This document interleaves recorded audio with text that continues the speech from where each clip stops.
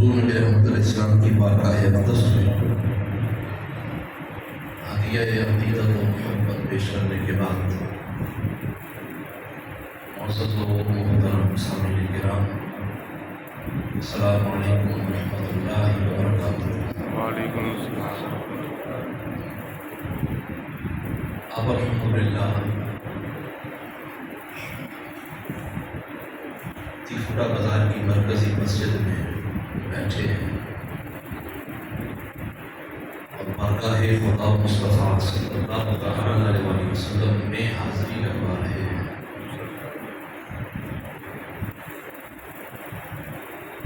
کئی احباب نے نیت کر لی ہوگی اعتکاف کی، جنہوں نے نہیں کی وہ میرے ساتھ نیت کر لے، نویت سنت الاعتکاف، نویت سنت الاعتکاف۔ اب جب تک مسجد میں رہیں گے آپ کو اعتکاف کرنے کا ثواب ملتا رہے گا۔ اللہ تعالیٰ آپ کو اجر عظیم اجر کثیر نصیب فرمائے۔ خطبہ کے اندر سورہ نون کی آیت مبارکہ 41 اس کو میں نے تلاوت کرنے کی سعادت حاصل کی ہے۔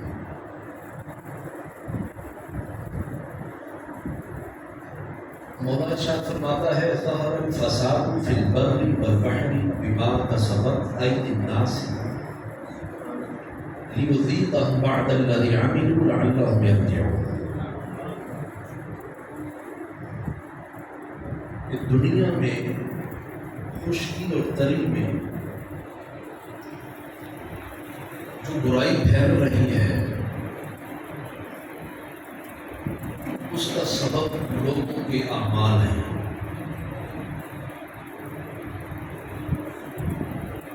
جو لوگوں کی اپنے ہاتھوں کی کمائی ہے۔ لیذیقہم بعد الذی عملوا، اللہ چاہتا ہے کہ ان میں سے بعض کو ان کے اعمال کا مزہ چکھائے، لعلہم یرجعون، تاکہ وہ باز آ جائیں، تاکہ وہ لوٹ آئیں۔ اور قرآن کریم کی دوسری سورہ ہے سورہ شورى، آیت نمبر ہے 30۔ رب کریم ارشاد فرماتا ہے وما اصابکم من مصیبۃ فبما کسبت ایدیکم ویعفو عن کثیر۔ کہ لوگوں کو جو تکلیف پہنچتی ہے، جو مصیبت آتی ہے، جو افات و بلیات ان کا گھیراؤ کرتے ہیں، اللہ فرماتا ہے فَبِمَا كَسَبَتْ أَيْدِيكُمْ، یہ تمہارے اپنے ہاتھوں کی کمائی کی وجہ سے ہوتا ہے۔ یعنی جو تم اعمال کرتے ہو گی اس کے سبب تم کو تکالیف، تم کو مسائل پہنچتے ہیں۔ وَيَعْفُو عَنْ كَثِيرٍ، اللہ فرماتا ہے بہت سارے گناہوں کو تمہیں درگزر کر دیتا ہے۔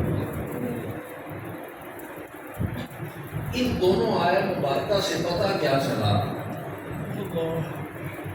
کہ لوگوں پہ مسائل اور لوگوں کی پریشانیوں کا سبب لوگوں کے اپنے اعمال ہیں۔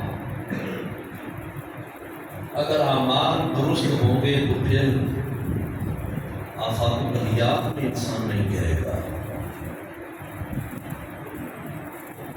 حضرت ابو درداء رضی اللہ تعالیٰ عنہ کو آپ روایت کرتے ہیں کہ حدیث قدسی ہے، رسول اللہ صلی اللہ تعالیٰ علیہ وسلم فرماتے ہیں کہ اللہ کریم ارشاد فرماتا ہے،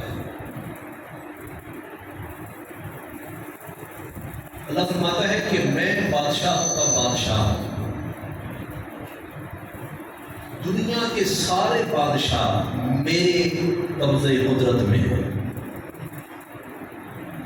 اگر بندے میری فرما برداری کرتے رہے، اگر بندے نیک اعمال کرتے رہے تو ان پہ اگر ظالم اور جابر حکمران بھی ہونا، میں رعایا کے حق میں، عوام کے حق میں ان کو، ان کے دل کو میں نرم بنا دیتا ہوں۔ بات سمجھ رہے ہیں؟ اور اگر لوگ میری نافرمانیاں کریں، میری سرکشی کریں، اللہ کیا فرماتا ہے؟ اگر نیک حکمران بھی ہو، عادل حکمران بھی ہو، میں رعایا کے حق میں اسے سخت گیر بنا دیتا ہوں۔ اور اگر لوگ میری فرما برداری کریں، میری مرضی کے مطابق زندگیاں گزاریں، اللہ فرماتے ہیں ان پہ جو حکمران ہوتے ہیں نا، ان کے اگر وہ ظالم بھی ہوں، اگر غیر عادلانہ زندگی گزار رہے ہو، لیکن اگر عوام نیک ہو، عوام میری فرما بردار ہو، تو میں عوام کے حق میں ان حکمران کو نرم بنا دیتا ہوں۔ تو پتہ کیا چلا کہ اگر ہم رب کی نافرمانیوں میں زندگیاں گزاریں گے،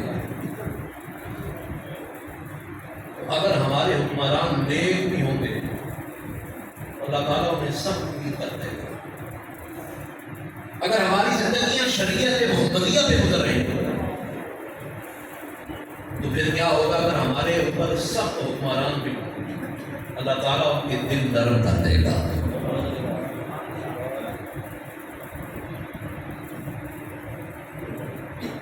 نتیجہ کیا نکلا؟ کہ حکمران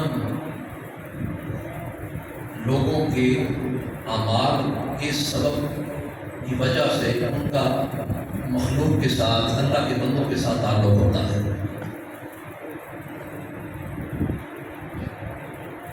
خدا نے حضرت اقبال نے لکھا تھا کہ خدا نے اس وقت تک، خدا نے اس قوم کی حالت نہیں بدلی، نہ ہو جس کو اپنی آپ کی حالت بدلنے کی۔ لیکن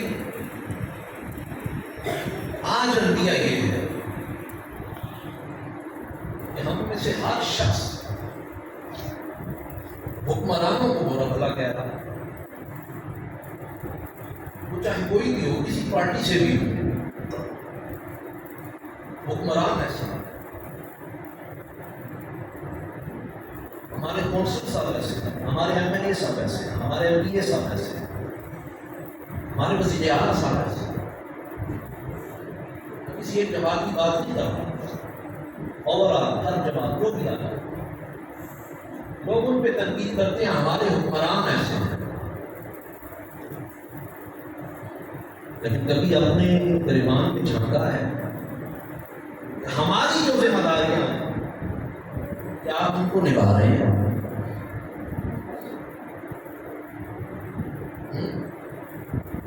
کبھی یہ تصور ذہن میں آیا ہے؟ افراد کے ہاتھوں میں ہے اقوام کی تقدیر، ہر فرد ہے ملت کے مقدر کا ستارہ۔ اگر ہم اپنی زندگیوں کو نہیں بدل رہے، جیسے ہمارے اعمال ہیں حضور کی حدیث پاک ہے، ویسے ہمیں حکمران مل جاتا ہے۔ ہم کہتے ہیں حکمران بے ایمانی کر رہے ہیں، کرپشن حکمران کر رہے ہیں،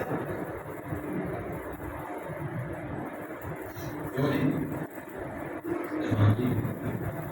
حکمرانوں کی تنقید ہوتی ہے، ہم اپنے گریبان میں جھانک کے نہیں دیکھتے۔ اللہ ماشاء اللہ نیک بندے بھی ہیں، لیکن آپ مجھے بتائیں کہ اگر حکمران کرپشن کرتے ہیں تو جو ہم رعایا ہیں، جہاں تک انسان کی پہنچ ہوتی ہے، جہاں تک اس کی بساط ہوتی ہے، وہ اس کے مطابق لوگوں کو دھوکہ نہیں دے رہا۔ جیسے ہم ہوں گے ویسے ہمیں حکمران مل جائیں گے۔ تم بھائی سمجھ رہے ہیں بات؟ آج میری کچھ حدود کا اصلاحی پہلو توجہ رکھیے۔ پھر جیسے ہمارے اعمال ہوں گے ویسے ہمیں حکمران مل جائیں۔ کیا آپ میں سے ہر بندہ کرپشن نہیں کرتا؟ کیا ڈیوٹی کرنے والے، ملازمت کرنے والے، جاب کرنے والے اپنے کاموں میں کوتاہی کر کے مہینے کے بعد پوری سیلریاں نہیں لیتے، پوری تنخواہیں نہیں لیتے؟ کیا تجارت کرنے والا جھوٹی قسمیں کھا کے اپنے 2 نمبر مال کو 1 نمبر مال بنا کے نہیں مارکیٹ میں بیچ رہا؟ کیا کھیتی باڑی کرنے والا دوسروں کی زمینوں پہ ہل چلا کے اس کو قبضے کرنے کی کوشش نہیں کرتا؟ کیا آج بھائی اپنی بہنوں کو زمین اور جائیدادوں سے، باپ کی وراثت سے محروم نہیں کر رہے ہیں؟ کیا یہ سب کچھ نہیں؟ یہ کرپشن نہیں ہے تو اور کیا ہے؟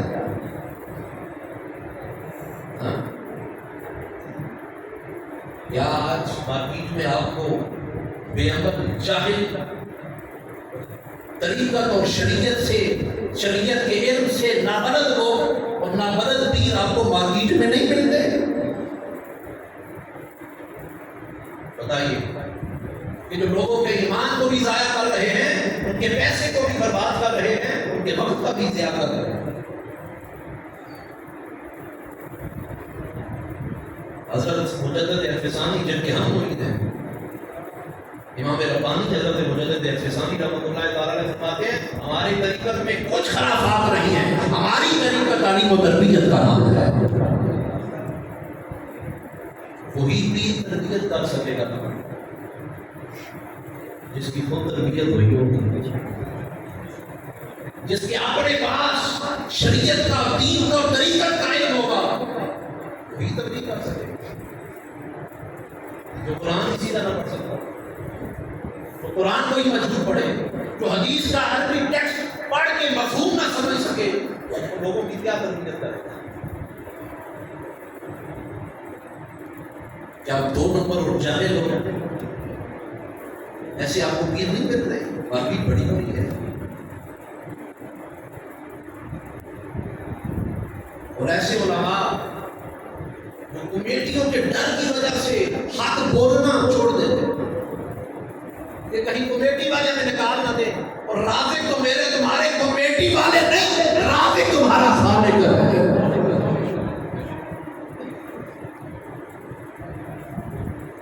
توجہ ہے کہ کہیں کمیٹی والے میں نکال نہ دیں، وہ حق بولنا چھوڑ دیتے ہیں۔ ایسے علماء موجود ہیں، جاہل قسم کے پیر موجود ہیں۔ تو بتانے کا مقصد یہ ہے کہ کیا ہر طبقے میں کرپشن نہیں ہو رہی؟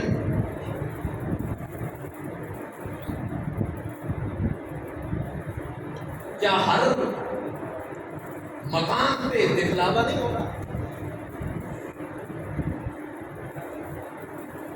جیسے ہم ہوتے ہیں ویسے پھر ہمیں حکمران مل جاتے ہیں۔ اس لیے اقوام افراد کے ہاتھوں میں ہے اقوام کی تقدیر، ہر فرد ہے ملت کے مقدر کا ستارہ۔ ابھی سیلاب آیا ہے، کوئی آیا کہ نہیں آیا؟ کئی شہروں کے شہر ویران ہو گئے۔ بولیے عرفان کی حضور کے صحابہ سرکار کی بارگاہ میں عرض کرتے ہیں، آقا جی کیا ہماری بستیاں ویران ہو سکتی ہیں؟ کیا ہمارے شہر ویران ہو سکتے ہیں؟ اس حال میں کہ اس بستی میں اللہ اللہ کرنے والے موجود ہوں، اس بستی میں رب رب کرنے والے موجود ہوں؟ حضور نے فرمایا ہاں، لوگوں کی بے غیرتی اور بے حسی کی وجہ سے اور لوگوں کے چپ ساتھ لینے کی وجہ سے ایسا مقام آ جاتا ہے کہ بستیوں کی بستیاں اجڑ جاتی ہیں۔ آج شریعت کی دھجیاں اڑائی جا رہی ہیں، دنیا پوری خرافات میں ابھر گئی، آج پیروں کی خانقاہیں خاموش ہیں، علماء کے منبر خاموش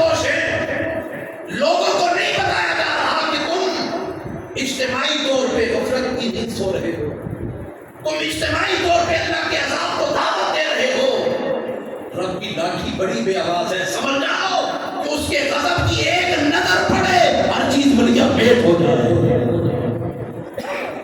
آج نہیں بتایا جا رہا، آج پیروں کی خانقاہیں خاموش ہیں، علماء کے ممبر خاموش ہیں، حق نہیں دھیان ہو رہا۔ حضور فرماتے ہیں جب لوگ چپ سادھ لیتے ہیں، امر بالمعروف و نہی عن المنکر کو روک دیتے ہیں اس کام کو، حضور فرماتے ہیں پھر رب رب کرنے والے موجود ہوتے ہیں اور وہ بستیاں صفحہ ہستی سے مٹا دی جاتی ہیں۔ اب میں آپ سے پوچھتا ہوں، جہاں سیلاب آیا وہاں مسجدیں نہیں تھی؟ بولو بولو نا یار، وہاں مسجدیں نہیں تھی؟ قاری صاحب وہاں اللہ اللہ کرنے والے نہیں تھے؟ وہاں میلاد کے جلوس نہیں نکلتے تھے؟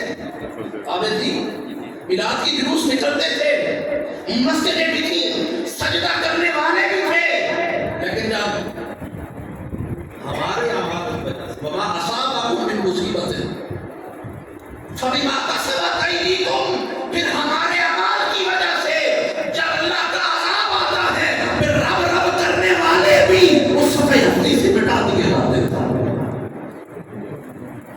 ام المومنین سیدہ زینب سلام اللہ علیہا آپ حضور کی بارگاہ میں عرض کرتی ہیں، آقا کیا ہم میں نیک لوگ موجود ہوں پھر بھی ہم پہ عذاب آ سکتا ہے؟ حضور نے فرمایا اے زینب میری زوجہ عذاب آ سکتا ہے، جب اللہ کا کرنے والے موجود ہوں پھر بھی بستیاں اجڑ سکتی ہیں، عذاب آ سکتا ہے۔ وہ کیسی بات رسول اللہ فرمایا کہ جب بے غیرتی غیرت سے بڑھ جائے، جب بے حیائی حیا سے بڑھ جائے، پھر پوری بستیاں صفحہ ہستی سے مٹ جاتی ہیں۔ آج بہت سارے لوگوں نے وہاں جا کے سیلاب زدگان کی مدد کی۔ میں عمر شریف میں سعودیہ اور تھا، ابھی ساتھ آئی واپس آئی، میں وہاں تھا، پیچھے میں سوشل میڈیا پہ میں نے دیکھا بڑے لوگوں نے کیمپ لگائے اور تب وہ لوگ کہ وہاں جا کے راشن اور طرح طرح کا سامان ضروریات زندگی میں مہیا کیا، لیکن ساتھ کیا ہوا ہے؟ سیلفی بن گئی۔ ہم اتنا راشن دے رہے ہیں، ذاتوں کوئی کام تو اللہ کی رضا کے لیے کر لو، پھر باقاعدہ پوز بنا کے تصویریں لی جاتی ہیں، میں نے تصویروں کو دیکھا، اور پھر سوشل میڈیا پہ لکھا جاتا ہے اے خاصے خاصہ میرے رسول وقت دعا ہے، امت پہ تیری آگے عجب وقت پڑا ہے۔ اور میں کہتا ہوں نادانوں، یہ وقت نہیں ہے فیس بک پہ اپنی فوٹو لگا کے اور یہ شعر لکھنے کا، تہجد کے وقت اٹھ مدینے کی طرف منہ کر پھر پکار اے خاصے خاصہ میرے رسول وقت دعا ہے، امت پہ تیری آگے عجب وقت پڑا ہے، پھر دیکھ مدینے کی طرف سے خیرات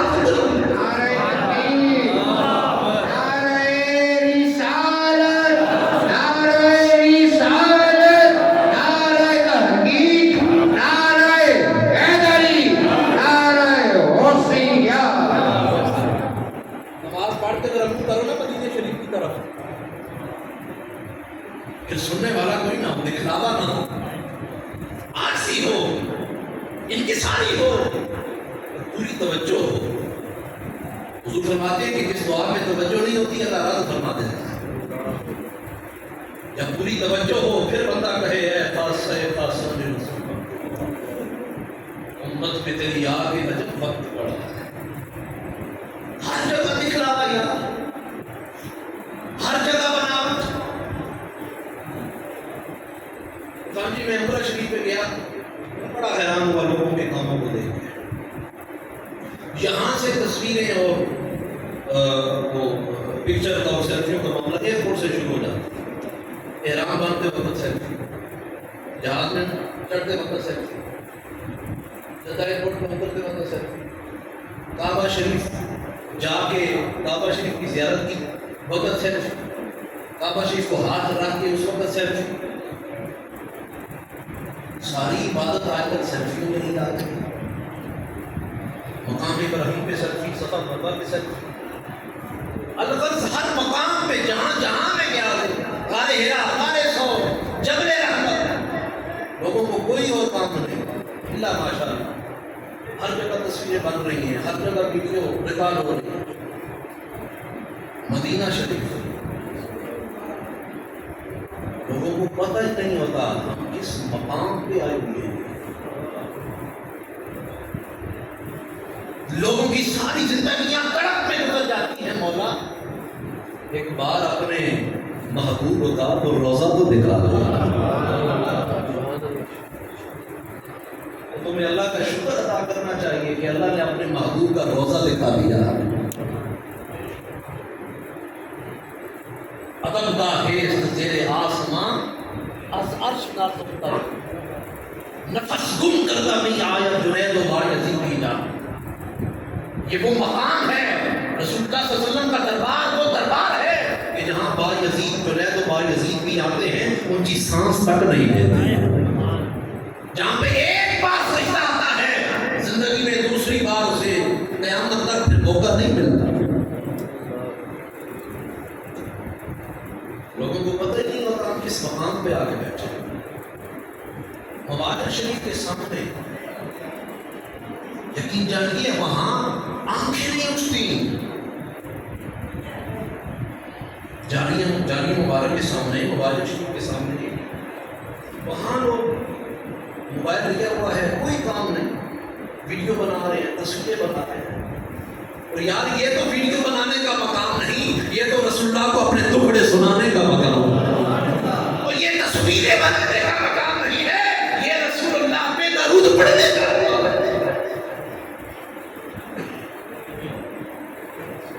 ہر کام میں دکھ رہا ہے.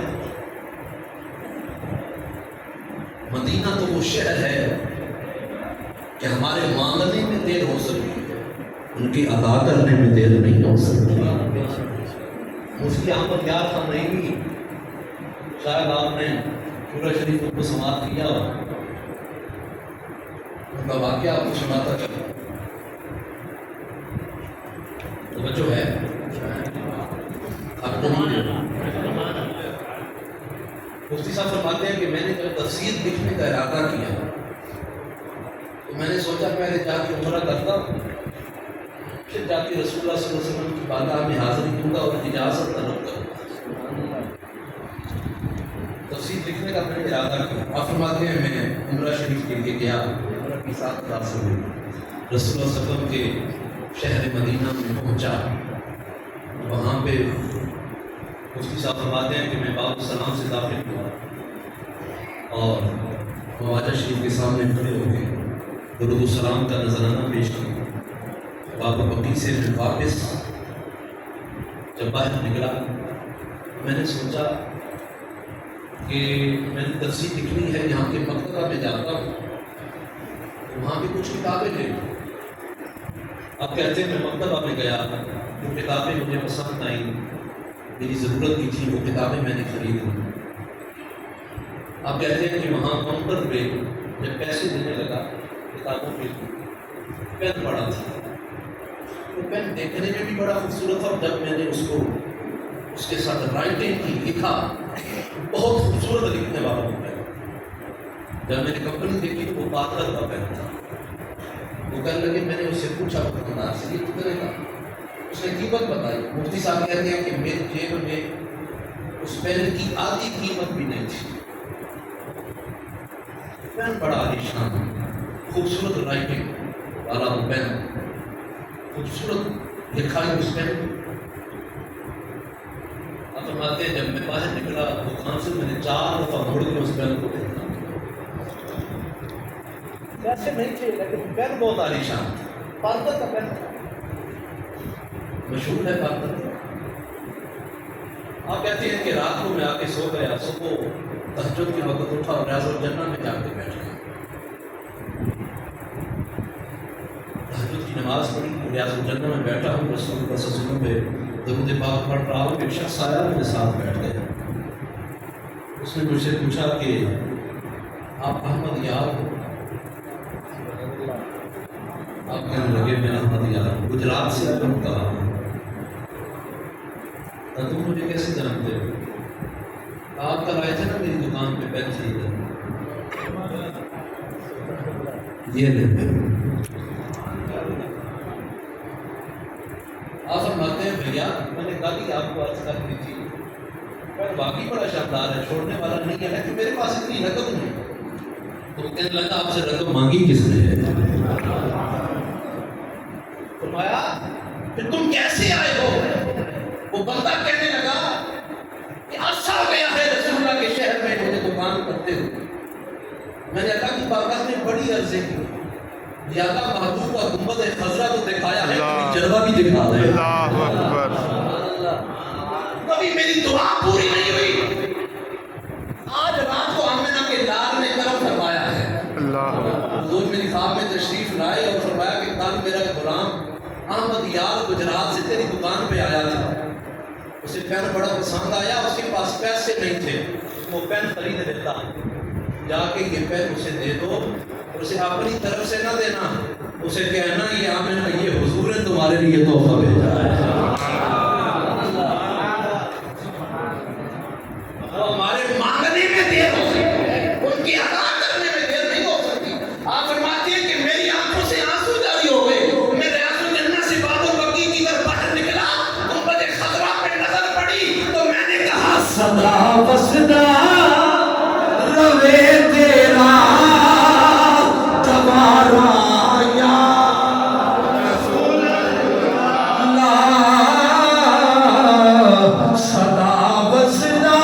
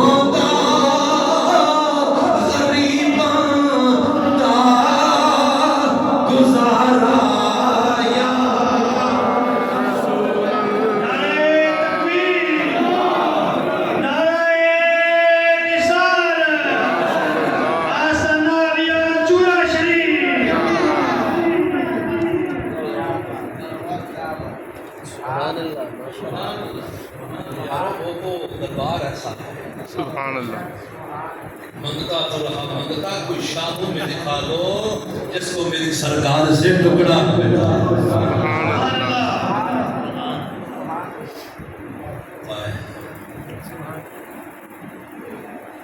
اخلاص دکھا، ہر جگہ دکھلاوا، ہر جگہ بناوٹ، ہر جگہ ریاکاری. ریاکاری نے ہمیں مار دیا. آج بڑی بڑی مجلسیں ہوتی ہیں، آبے تھی، ہو سکتا ہے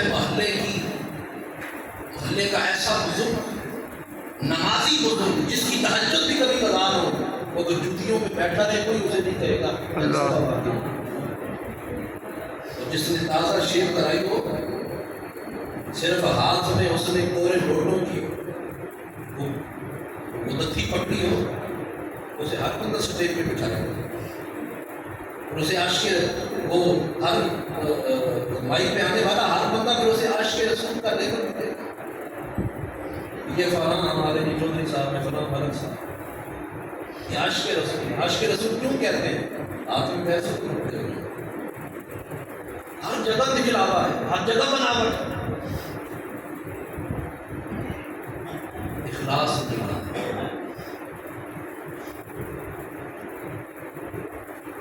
اب گفتگو ختم کرتے ہیں. حضرت ایک واقعہ آپ کو سناتا چاہوں. حضرت جنید بغدادی رحمۃ اللہ تعالیٰ آپ لوگوں کو نا، اپنے شاگردوں کو، اپنے مریدوں کو اخلاص کا بڑا درس دیتے تھے. لوگوں نے پوچھا حضرت آپ اخلاص پہ بڑا زور دیتے ہیں، بڑا درس دیتے ہیں، اس کی وجہ کیا ہے؟ آپ نے خود اخلاص سیکھا کدھر سے؟ آپ فرمانے لگے کہ میں نے اخلاص ایک حجام سے سیکھا ہے، ایک نائی سے سیکھا ہے. کہا نائی پڑھا لکھا تھا، کسی مدرسے سے فارغ تھا، نائی کسی مدرسے سے فارغ تھا. کس جگہ کا فارغ تحصیل تھا کہ کس مدرسے میں پڑھتا تھا؟ وہ تو چٹا جاہل تھا، اسے تو کتاب سیدھی پکڑنی نہیں آتی تھی۔ عرض کی حضرت پھر آپ نے اس سے کیسے اخلاص سیکھ لیا؟ آپ فرماتے میری تعلیمی کا زمانہ تھا، چھوٹا تھا، میرے والدین مجھے دور ایک دینی درسگاہ میں مجھے چھوڑا تاکہ میں وہاں تعلیم حاصل کر سکوں۔ آپ فرماتے ہیں کہ بچپنا تھا، میرے پاس پیسے نہیں تھے، جیب میں 1 روپیہ بھی نہیں تھا۔ میرے باپ آہستہ آہستہ بڑھ گئے، کتنے بڑھ گئے کہ میرے استاد محترم مجھے روز لگا کہ جنید ایک دن مجھے کہنے لگی استاد محترم کی جنید اگر کل باغ میں کٹوا کے آیا کلاس میں نہ بیٹھے، کلاس سے نکل گیا۔ آپ کہتے ہیں کہ میں بوجھل قدموں کے ساتھ کلاس سے نکلا، نائی کی دور دکان تھی اس طرف جا رہا ہوں، بڑا پریشان ہوں کہ جیب میں 1 روپیہ بھی نہیں ہے، نائی سے بال بھی کٹوانے ہیں، نہ کٹوائے کل کلاس نہیں اٹینڈ ہو سکے، بڑا پریشان ہوں۔ دور ایک نائی کی دکان تھی، فرماتے ہیں میں وہاں چلا گیا، باہر دروازے پہ کھڑا ہو گیا اور اس نائی کو میں نے کہتا ہوں، وہ جب میری طرف دیکھتا ہے متوجہ ہوتا ہے، وہ کہتا ہے بیٹا کیوں کھڑے ہو؟ کہا چچا میں نے بال کٹوانے ہیں۔ کہا بیٹا یہاں پہ بال کاٹنے کے لیے بیٹھا ہوں، آؤ۔ آپ فرماتے ہیں میں اس سے کہنے لگا کہ چچا میرے پاس پیسے نہیں، میرے پاس پیسے نہیں ہیں، اللہ کے نام پہ بال کاٹ لو۔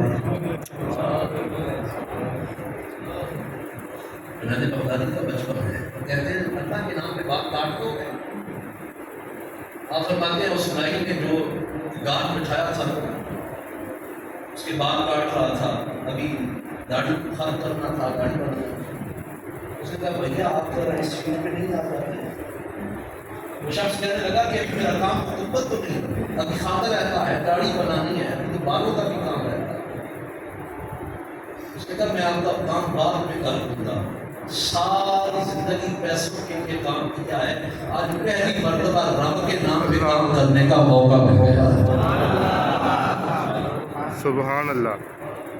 وہ کہتا ہے کہ آپ فرماتے ہیں کہ اس شخص خدائی میں اجام نے اس کو بٹھا دیا اور مجھے سیٹ پہ بٹھا دیا، فرماتے ہیں میرے بال کاٹ رہا ہے ساتھ ساتھ بول رہا ہے۔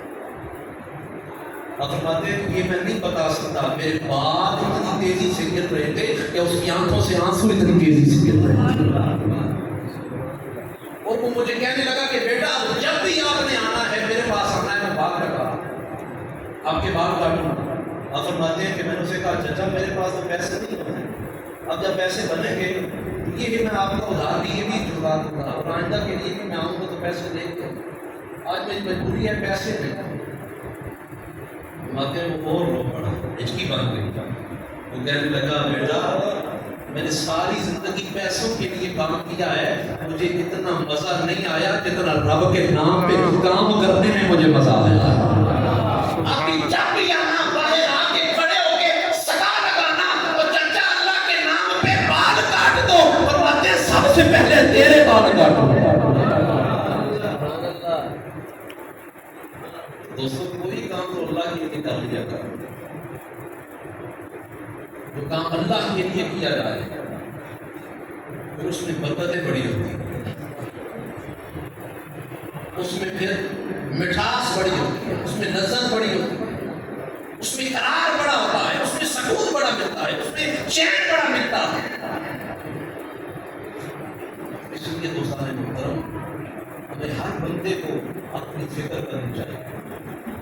حضرت ابو درداء رضی اللہ تعالیٰ عنہ کی حدیث پاک سنا رہا تھا کہ حدیث قدسی ہے، اللہ فرماتا ہے کہ جب تمہارے حکمران تم پہ سخت ہو جائے نا پھر ان کو بدوائیں دینے میں اپنا وقت نہ لگاؤ، میری فرما برداری میں آ جاؤ، تمہیں ان کی سخت گیری سے میں بچا دوں گا۔